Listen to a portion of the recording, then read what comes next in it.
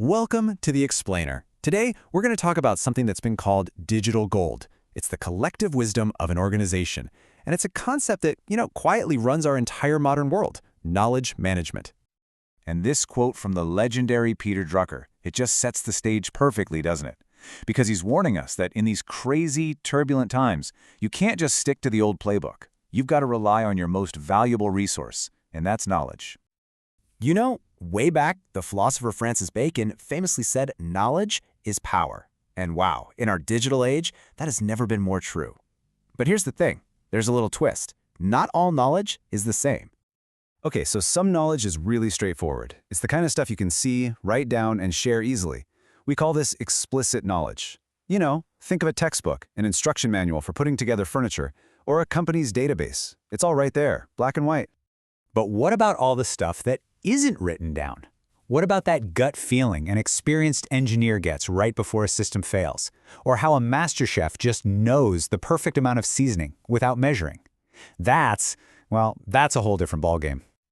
That right there is what we call tacit knowledge. It's personal, it's based on experience, and honestly, it's where the real magic happens.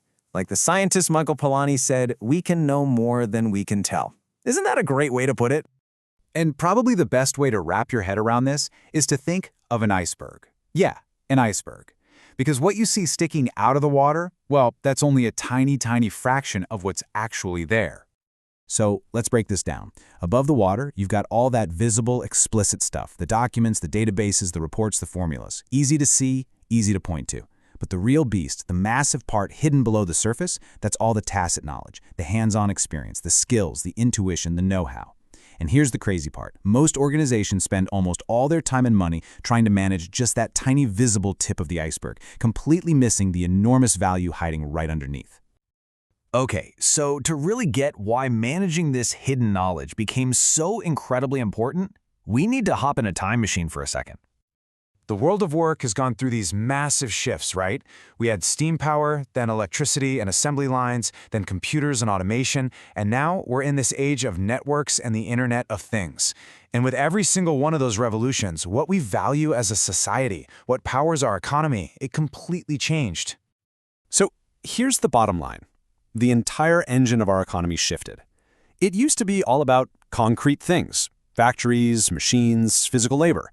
But now it's powered by something abstract, by our minds, by data, by information. And you know what? This brand new economy, it created a brand new kind of hero. That guy Peter Drucker, again, he coined the term way back in 1959. He called them knowledge workers. These are the people who literally think for a living. Programmers, doctors, analysts, engineers. Their real capital isn't what they can lift, it's what's between their ears. And this created a totally new problem for businesses. Think about it. Unlike a factory full of machines, you can't just lock up experience and brilliant ideas at 5 p.m. In this new world, your most valuable assets walk right out the door every single evening.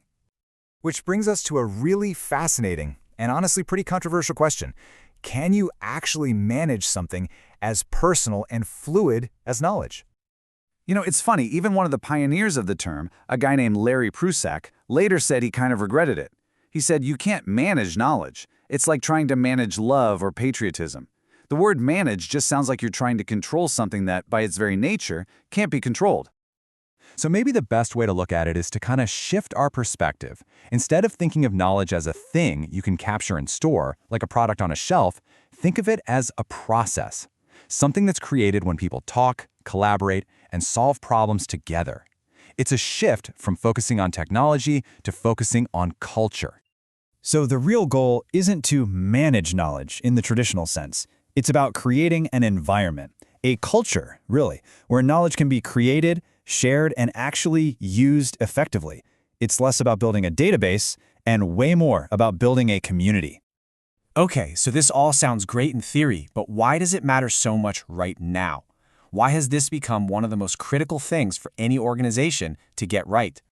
Well, a recent global crisis gave us the answer. And it was a shock to the system. The scale of the change was captured in just a couple of numbers. And this quote from Microsoft CEO Satya Nadella in April of 2020 just says it all. We've seen 2 years' worth of digital transformation in 2 months. The pandemic basically forced the entire world into a massive unplanned experiment in remote work and digital collaboration. Suddenly, sharing knowledge wasn't a nice-to-have, it was a matter of survival. And boy, did we learn some hard lessons from that. It showed us that having a real strategy for knowledge is vital, that just buying new tech isn't enough if your culture doesn't support it.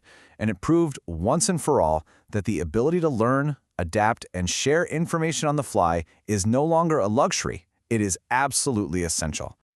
You know, it's true for all of us. We make our plans, we draw our maps, but then reality hits. And reality is almost always messy, chaotic, and totally unpredictable. So, what's the big takeaway here? In an age of constant uncertainty, where things are always changing, maybe our collective knowledge, the stuff we share with each other, is the only real map we have to find our way through. It's something to think about. Thanks for joining this explainer.